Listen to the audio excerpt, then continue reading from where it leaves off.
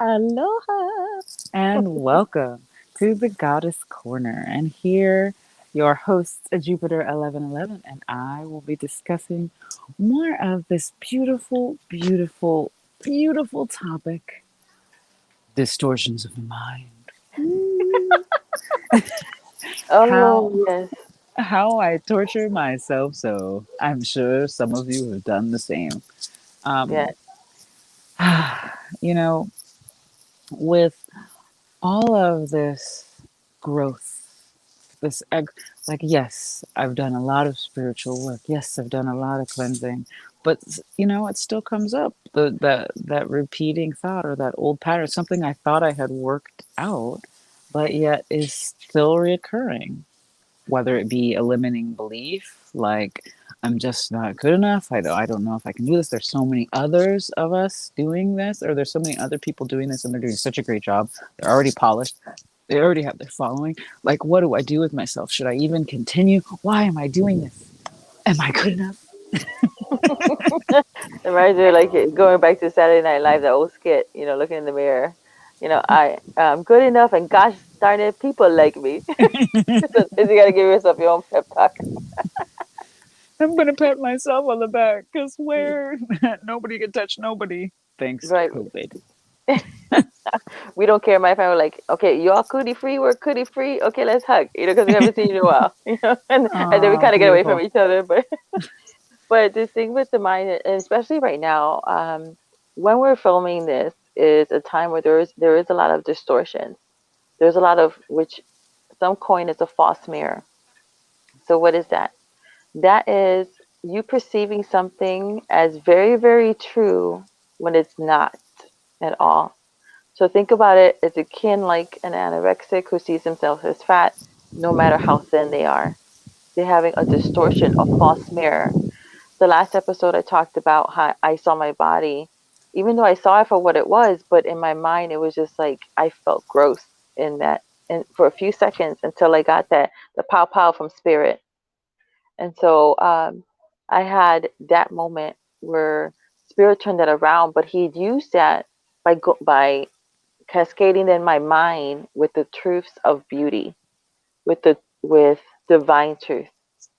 And that's what we have to start reprogramming ourselves, because I say it all the time, we're programmed for success but we're wired for failure, and we're wired for success but we're programmed for failure. Sorry, the other way around. There's actually a name of a book that I read a long time ago, and some things, when you hear phrases, they're kind of sticky. You're like, I can't remember where I heard that, but it's stuck. And it's true, because we're wired for love, but we're programmed for negativity because of what we're seeing. And so how that's what it's called, television programs. It's programming you to think a certain way over a period of time. It's very, very slow. So there's two main ways that things get changed fundamentally in you. One is by the programming, where it's slow repetitiveness. It's the storyline, that narrative that they want you to believe. And the external narrative is you're not good enough for a whole slew of reasons. Let me give you why you can't. Mhm. Because if you can buy into that lie, then they have control. Then they can sell you the sugar pill. They can sell you the remedy for something that you're not sick. You're not sick. But they'll fool you into believing you have those symptoms to then sell you a solution of you're not good enough. That's why you have to buy this thing to reset your mind for $5,000, $10,000. You're not good enough. That's why you have to lose that 50 pounds, because no man's going to want you the way you are. So why don't you buy into this program that's going to make you thin and then give you what you really want, which is love. And the Which irony of it is, once you actually start caring for yourself and loving your body and your temple more, you actually end up dropping weight typically, or your body starts to get into a healthier mode, which gives you better energy, a better vibration. People want to interact with you and communicate with you more, and you start to see this flow. But if you're stuck in that mental anguish or that kind of turnstile, you know, you don't know how to get out of it sometimes. Like sometimes you just need a little bit of a hey, a reminder you're going in a circle. Like as cool as telenovelas are, because I started like watching the Korean ones too, because they're just, wow, these people know how to write soap opera. I'm just saying. Yes, I love Korean soap operas. But like they just like those shows, like you want to marathon them, right? Because I only want to watch this Hmm. show once I know it's done, because I can know that there's an end at sight, right? There's no Yeah, suspense. Once it's over, it's over. But yeah. are you addicted to that emotional cycle too? Are you addicted to that drama or that stress? And it's not that you can't be addicted to a negative thing.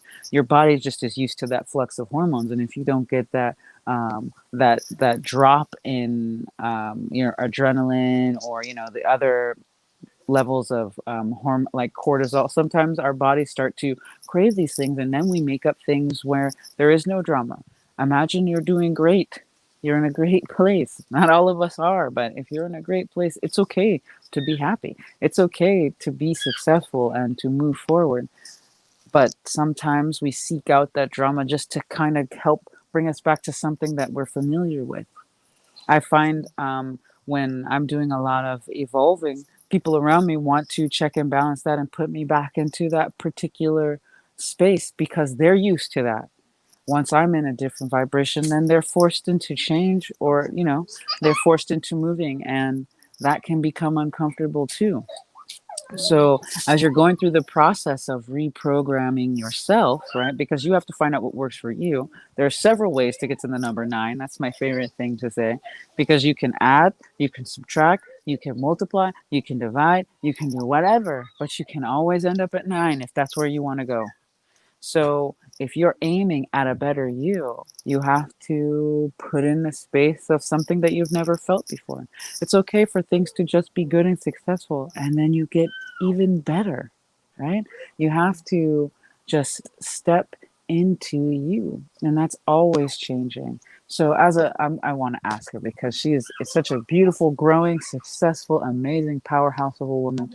How did you ever have the negative self-talk or the negative, and how did you what what are like a couple things that you did to kind of keep yourself on the path of moving towards your better self, or feeling comfortable in your skin, or even just putting out your products? Um, it was really having the foundation. Like again, it's like going back to programming yourself and having the one thing that I would do consistently was just like my prayer meditation practice. So no matter how I felt about myself, because of the way I was introduced to God, which was like the the way they gave him his character was like my earthly father who I adore. So it was like I know him as daddy. And so I come from that privilege point of that's how I was introduced to God, was like daddy God. So no matter how I felt about myself, my natural father, my 3D dad, my earth dad loves and adores me. Like the sun sets, and rises with my sister and I and my mom. So I always had that security that I was deeply loved by my parents, especially my dad. And so that carried over to my relationship with God. And so I know that I'm deeply loved by him, even if I screw up, even if I don't see myself in that light. So that's been, for me, my saving grace. I tried to kill myself 4 different times because of going into those rabbit holes. Repetition is a very, very powerful tool. That's why we have the commercials. And we're supposed to be playing the commercials in our mind. What we think about, we will bring about because those are our commercials. And so just like those same commercials, those same repetitive cycles brought me to the point where I was in the process of committing suicide, and it was just by God's grace that I was stopped those 4 times. It was also the repetition of the internal narrative. So as I would just agree with God and stop fighting him and saying, well, you know what? Okay, this is who you say I am, even if I don't agree at this moment. I'm going to start parroting what you say. You say I am valuable, so I'm just going to keep on saying that. And at some point, that seed, because death and life in the power of our tongue, the repetition of me saying that internal narrative, I started to believe what he said about me. And as those pictures started coming in about products and ideas, the more I would see it clearly in my mind, because again, clarity is power, then I would start to believe. Like God made me a believer, but He would drop that inspiration in, but I will have to choose the narrative. And so it was just playing that internal narrative. I don't always get it right. Like in the last segment, I just had that moment where it was just like that internal narrative came up, and God's like, "Pop out, no, no."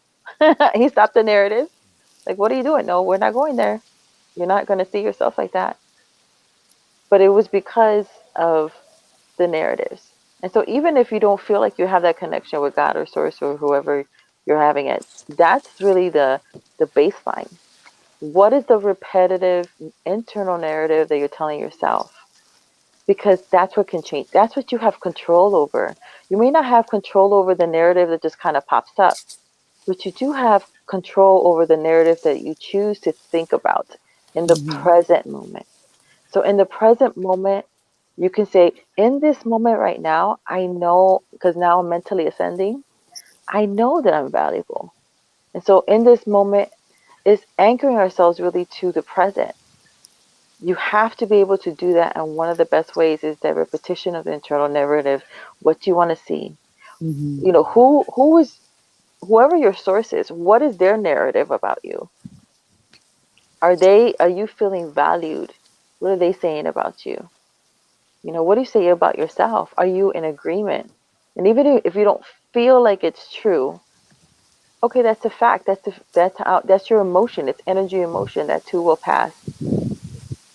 But I had to come to a point where I had to choose the story that I was going to believe, because everybody's always trying to give you a story, sell you their version of a story, sell you their version of who they perceive you to be and who they think you are.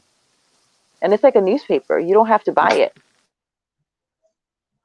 You don't have to buy into someone else's story about you. You can create it yourself. She's talking to her son. Her So, gorgeous children. It's okay. We like these. I like this kind of stuff when it happens because her he's so gorgeous. He's 18 months old, and so many of you, you have small children, and you're like, I can't do it because they're children and they're running around and they want attention or they're doing stuff. You're like, I'm trying to do things, so I'm gonna do it. But this is part of like getting a good partner who yes. will go with the flow with you. We're like, we'll just keep it moving. It's okay. It's okay. And I'm gonna bring that up because we talked about fathers and we talked about God the Father and we talked about relationships. And one of those things is they kind of mirror each other. And as one of the many who didn't have I mean, my father was there off and on. I was blessed enough to have that. Some people didn't have a father at all. Some people like didn't have that connection. And I love the way your daddy brought you up for you to have that, that space. Um, to understand what it feels like to have that protection, to have that space. And there's a lot of inner work we can do. I can still point back to Divine Unisoul's 11, her childhood work series with abandonment and things like that. And I really suggest exploring that because there's a way to have an experience that you've never had before. I didn't really have the consistent, dedicated, focused father. And I can see that repeated in my relationships, or even when something could have potentially been healthy, I made it unhealthy because of my perspective. I didn't realize I had a lens of a jaded little girl on, right? So if someone's giving me a compliment, I can take it as I can take it misconstrued because I can't hear them authentically from the wounding. So, and this parallels different aspects of life, but looking specifically at that fatherly relationship, looking specifically at that connection with source, you get to decide how you're connected. And you get to determine that with every breath. And it doesn't matter what happened and what came before. You can change it at any moment. Now, are you allowing it to come in? Are you allowing yourself to receive that information, that support, that connection from the divine, from source, from the great father, from the father that you never really had? Are you allowing that space to come in for your now and your future? Are you even able to give yourself a compliment without hearing some um, ridicule behind it. These are the things that are starting, I would like you to become aware of. Are you now talking down about someone else who's confident because you don't have that confidence? This is all things that we are weeding out for the future. This is all things we're weeding out for the golden life. Okay. I worked so hard. I was like, am I going to get it? Golden life? Did I touch them? Anyway, but I'm glad that we had this opportunity to kind of explore how to let go of that hold, that mental patterning that just isn't working, and leading it with that spirit and trusting, because the universe, what you look for you will find. What you energetically put out there you will attract. So if you are looking to be negatively reinforced, you will find it. And if it's not external, it can often comes from internal. Just as if you're looking for that positive, if you just allow it to come in, you're going to see it, and it's going to show itself to you, and your nephew's going to tell it to go ahead and get its phone number. That was on the last episode. We'll link it down below. Yes. Yes, because that's the thing. It is a mind game. We are triune beings, so we're supposed to be well connected within, and it's so important on what you're feeling your soul, which is your mind, your will, and your emotions. What are you feeding your eye gate? That's your choice. What are you feeding your ear gate? That's your choice to make. Sometimes you can't make those choices. You might be in a space where like you're at work and people are saying things that they can't, and if you can't wear headphones, it's a little difficult. But in any space where you feel like I can take control of what right now my eyes are going to be doing, or right now what my ears are going to be doing. Like right now, you've invested in yourself well, and so we just bless that these seeds that we're imparting in you and blessing you with take deep root, so that you can start creating the internal narrative for yourself. And if you can convince yourself of anything, so if you start telling yourself that story and start coming into agreement with the narrative of those good things that are being shown to you, coming down as downloads to you, if you would just say yes to that and in agreement with that until you come to feel it, it will change your lens. And when your lens changes, everything changes in an instant. A lot of you talk about like clearing karma. If you want to clear karma fast, without having to go through towers and like some really really bad experiences, go through the process of changing your internal narrative, because when you change the internal narrative, that karma can't exist, because it no longer has power. It's now you're living under grace and under divine truth. You release all that bad karma, because the bad karma are those negative aspects. But the negative aspects have to be perceived, they have to be believed in order for them to work. And when you no longer give it your power because you've changed the narrative, it's like the little gnats. You're like, whatever, I don't believe you. Nice try. Right? No, Nice try. the devil is a liar. Hmm. All day, every day.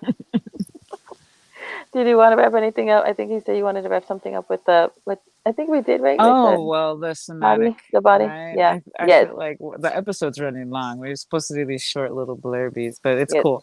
So you can also hold tension and stress and lies in the body based on repeated patterning. So let's say I tell myself something negative, I slouch. I tell myself something negative, I slouch, which means I release my abs, so my core is no longer strong, my back is no longer strong, and I've got a hunch. Do you know what that does after years? Watch people walking down the street. Watch people that forgot their bodies, forgot to integrate that pride, that confidence, that breathing, that energy in the body. Um, Also, when you're doing, you can while you're reprogramming, there's a lot of breathing techniques. Maybe if you're doing yoga, you can also incorporate it. Just the mantra for the move, like, I believe in myself. I know that I'm beautiful.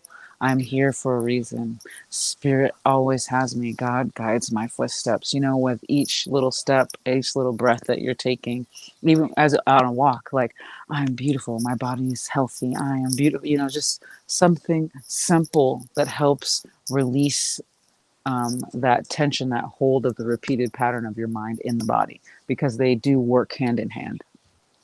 So just be aware of where you're holding pain, where you're holding tightness, and that will alert you to the types of traumas and things too that you've been holding on to. It's so good.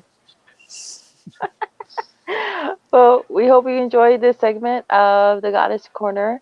We love you very much. We really enjoy doing these, and we just really want to thank you for the amazing response that you've been having on our channels regarding it. Every time we post this, there's a couple of you who've either sent us emails or posted out there, down there, saying how that was the messages that we're bringing to you are right in time. This was really birthed in the heart of April. She's been wanting to do this, and so it was just like divine timing that we're able to do this together. Yeah. So this is coming out of her heart. And so we're really grateful. I'm grateful that it was birthed in her and that she asked me to partner with her to do this series as part of her love for the community. So thank you so much for being here with us. Thank you so much for partaking. And let us know what you think down below. We'll be bringing you continue good topics in order for you to be your best self. We love you very much. Until next time, which will be very, very soon. Bye now. Aloha. Stay blessed. Stay golden. Ciao for now.